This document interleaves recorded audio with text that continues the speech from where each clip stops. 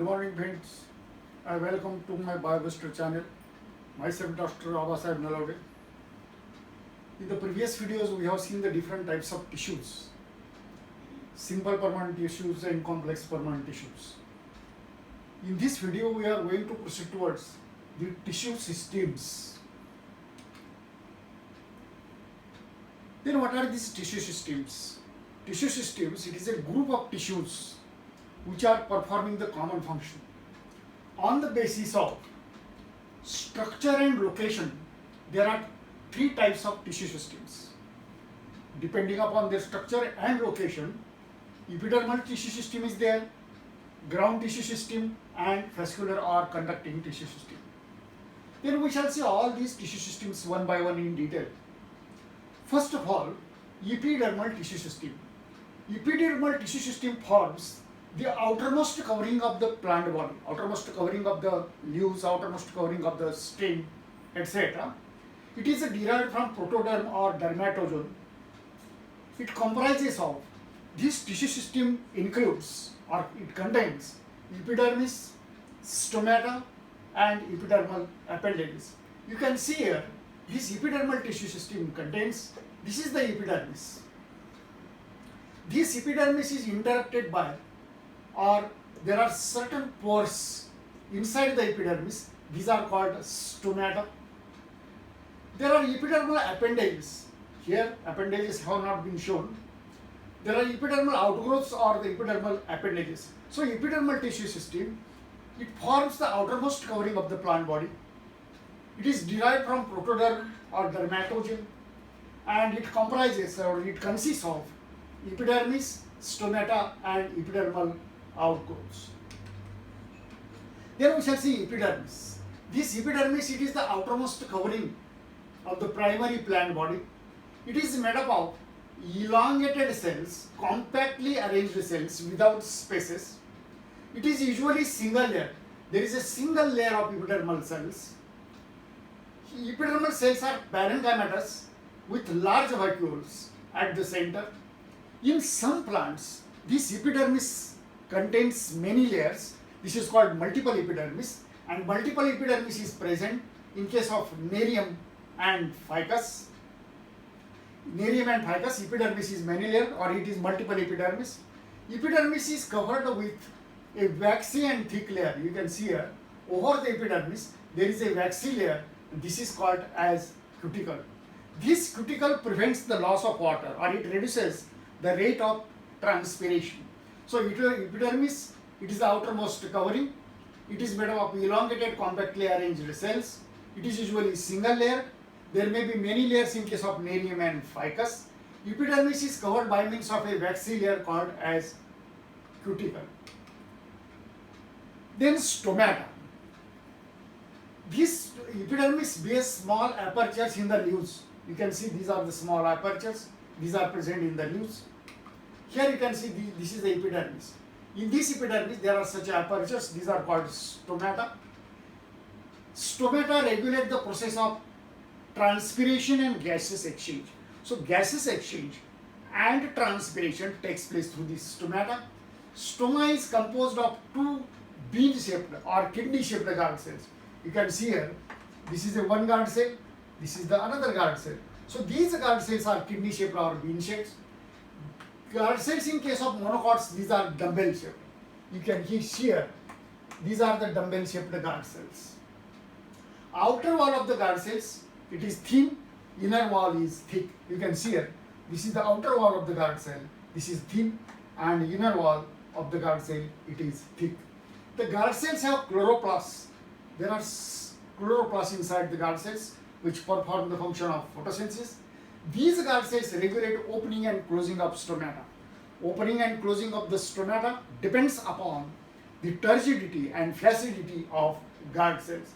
So epidermis bears small apertures in the leaves called as stomata. Each stoma or these stomata regulate the process of transpiration, loss of water in the form of vapors, and gaseous exchange, intake of CO2 or O2, or giving out of CO2 and O2.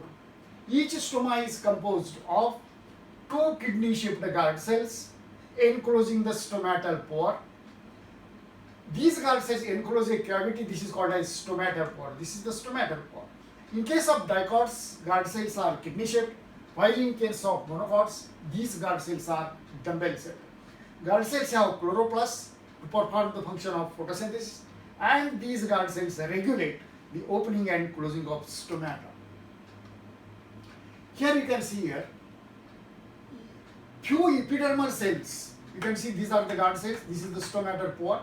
Few epidermal cells surrounding the guard cells become specialized in shape and size. You can see here, and these called as subsidiary cells. So these are the subsidiary cells. These are the guard cells. This is the stomatopore or the stomatopore. Stomatopore or aperture, guard cells and subsidiary cells all together, this is called as stomatal apparatus. Due to the change in turgor pressure of these guard cells, stomata open and close. When these guard cells are turgid, they are full of water. This stoma opens. When guard cells lose water, when they become flaccid, this stomatopore closes. The stomata play an important role in exchange of gases. Exchange of gases or exchange of CO2 and O2 takes place through these stomatal pores, and loss of water or the transpiration takes place through the stomata. This is a stomatal transpiration. So surrounding these guard cells, there are some cells which are specialized called subsidiary cells. Stomatal pore, guard cells and subsidiary cells together called as stomatal apparatus. Change in the turgidity of these guard cells or turgor pressure of the guard cells, stomata open or close. When guard cells are turgid, stoma opens. When guard cells are flaccid, stoma closes. These stomata play an important role in the transpiration, loss of water in the vapor form, and gaseous exchange. Then epidermal appendages. Epidermal cells bear number of hairs. In case of root hairs, here you can see, suppose this is the epidermal cell.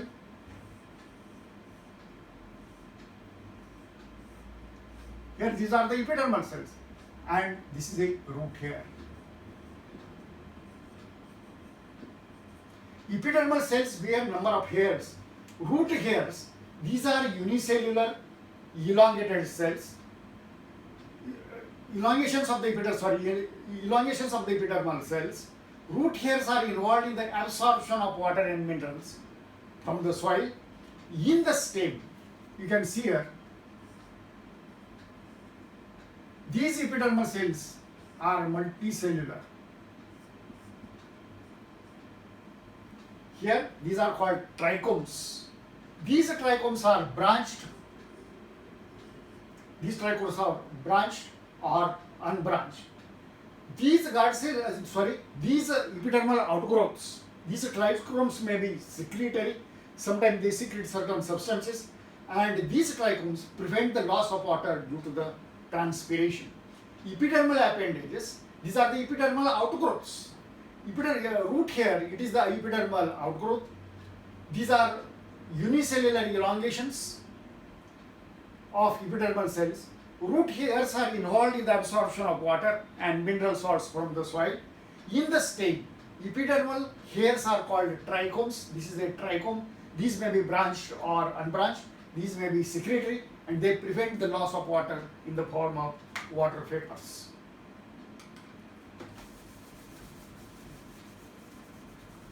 Then next type of tissue system, this is called as a ground tissue system. Except epidermis and vascular bundles constitute the ground tissue. Means म्हणजे epidermis आणि conducting tissues या दोन सोडून ज्या सर्व tissues राहतात, all these are included in the ground tissue system. This consists of parenchyma, collenchyma and sclerenchyma. Parenchyma cells are present in the cortex. Pericycle we have seen.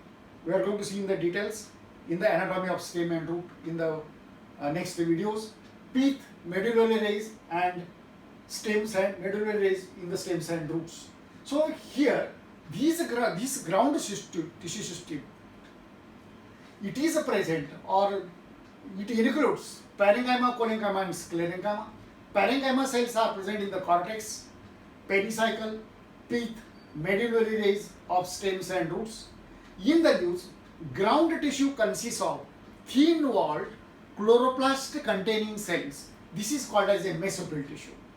In the leaves, this ground tissue or parenchyma cells, they are containing the chloroplast. It is called chlorenchyma, or this is called as a mesophyll tissue. It performs the function of photosynthesis. This is the ground tissue system. The third type of tissue system, this is very important. This is called vascular tissue system or conducting tissue system. Vascular tissue system consists of complex tissues like xylem and phloem. Xylem conducts water and minerals. Phloem conducts the organic food material or ready-made food material. Xylem and phloem together constitutes the vascular bundle. On the basis of arrangement of xylem and phloem in the vascular bundle, there are three types of vascular bundles. You see once again, vascular tissues. Vascular tissue or the conducting tissues. These are complex tissues, xylem and phloem. Xylem and phloem, these are called conducting tissues. Xylem and phloem together, if suppose here there is a xylem, here there is a xylem, and at this place there is a phloem. These together, this is called as vascular bundle. This is the vascular, xylem and phloem together constitutes a vascular bundle. Arrangement of xylem and phloem, this is the phloem, arrangement of xylem and phloem differs in the different parts of the plant body. And on the basis of arrangement of xylem and phloem in the vascular bundles are of the following types. Radial types of vascular bundles, conjoint vascular bundles, and concentric vascular bundles.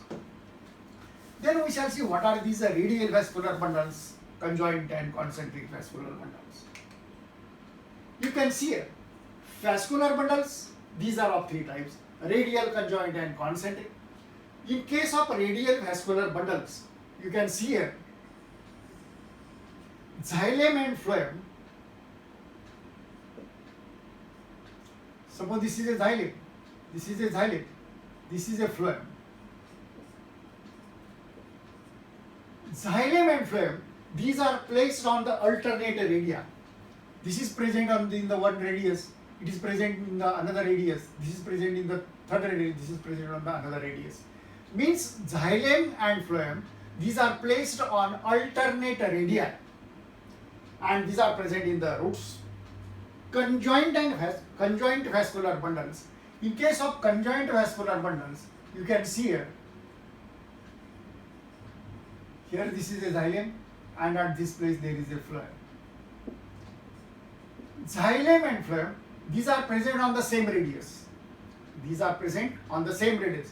Here these are present on the alternate radii, but these are present in the same radius. These are called conjoint vascular bundles. Concentric vascular bundles. In concentric vascular bundles, this xylem, it is surrounded by phloem. Xylem is surrounded by phloem or phloem is surrounded by xylem. One is at the center, another surrounds it. Whether xylem is present at the center, phloem outside. Phloem is present at the center, xylem outside. So these are the concentric vascular. Radial vascular bundles, xylem and phloem on the alternate radii. Conjoint vascular bundle, these are present on the same radius. Concentric vascular bundle, one is surrounded by the other. Then we shall see the details and types of different types of vascular bundles. Then we shall see radial vascular bundle. Just now I told you that xylem and phloem, this is the xylem and this is the phloem, these are placed on the alternate radii. This is one radius. This is the phloem. Again this is the xylem. So xylem and phloem, this is the xylem, this is the phloem. These are placed on the alternate radii. These are called radial vascular bundles. Radial vascular bundles are present in the roots of dicots and monocots. The next type of vascular bundle, these are conjoint vascular bundle. Just now I told you that. In case of conjoint vascular bundles, xylem and phloem, these are present. Here this is a section Suppose this is a section, and here you can see this is the xylem, this is the phloem, this is the center of the section. You can see here these are present on the same radius. Here there is a xylem, here there is a phloem. When xylem and phloem, these are present on the same radius, these are called conjoint vascular bundles. Conjoint vascular bundles, these are of two types, conjoint collateral and conjoint biocollateral. In case of conjoint collateral vascular bundle, phloem is present only on outer side of the xylem. This is the xylem, this is the phloem. Phloem is present only on outer side, one side of the xylem. These are called conjoint vascular bundles. In conjoint bicollateral vascular bundles, phloem is present on both the sides, that we shall see later. At present you see conjoint collateral vascular bundles. Phloem is situated only on outer side. Phloem is situated only on outer side of the xylem. It is of two types. Conjoint vascular bundle, phloem only on one side. Again it is of two types. Conjoint collateral and open. In case of conjoint collateral and open vascular bundles, between the xylem and phloem there is a cambium. You can see this is a cambium. This is a cambial layer. When cambium is present, this is called open. Conjoint collateral and open. This cambium is responsible for the formation of secondary xylem and secondary phloem, that is secondary growth. We are going to see the secondary growth in detail afterwards. Means when cambium present, between xylem and phloem it is open.